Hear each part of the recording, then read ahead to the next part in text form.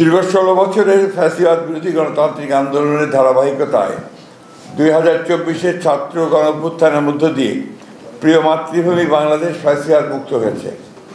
এই দীর্ঘ রক্তাক্ত সংগ্রামে শত সহস্র বিরোধী দলীয় রাজনৈতিক নেতাকর্মী সহ সমাজের সর্বস্তরের অসংখ্য নাগরিক গুম, খুন, বিচার বহির্ভূত হত্যাকাণ্ড, হামলা, মামলা, নির্যাতন, নিপীড়ন ও অবর্ণনীয় দুর্ভোগের শিকার হয়েছে। অবশ্যই ছাত্রগণ অভ্যুত্থানে ছাত্র জনতা, শ্রমিক, নারী, শিশু সহ সহস্রাধিক নাগরিকের আত্মদান, অন্ধত্ব, চিরপঙ্গুত্ব বরণের মধ্য দিয়ে ইতিহাসে জঘন্যতম ফ্যাসিস্ট শেখ হাসিনা আওয়ামী বাকশালী শাসন আমলের পতন হয়েছে।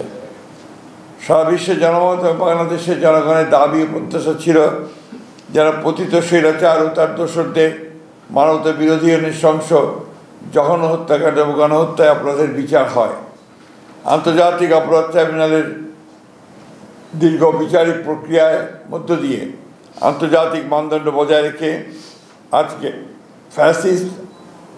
আওয়ামী ফ্যাসিস্ট শেখ হাসিনা তার 2 দোসরের বিরুদ্ধে রায় ঘোষিত হয়েছে। এই রায়ে ন্যায় বিচার প্রতিষ্ঠা হয়েছে।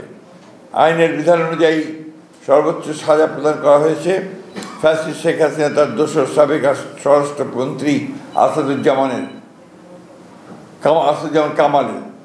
পুলিশের সাবেক আইজিপি চৌধুরী আবদুল্লাহ আল মামুনকে বিচারিক প্রক্রিয়ায় সহযোগিতার কারণে প্রাপ্য সাজা কমিয়ে 5 বছরের কারাদণ্ড প্রদান করা হয়েছে।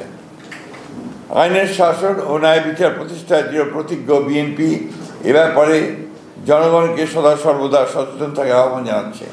একই সাথে বিএনপি অন্যান্য মামলায় অভিযুক্তদের সুবিচারের দাবি জানাচ্ছে।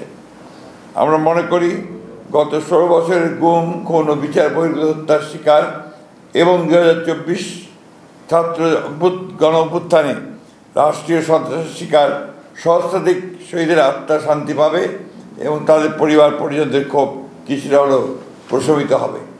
ধন্যবাদ। আসসালামু আলাইকুম।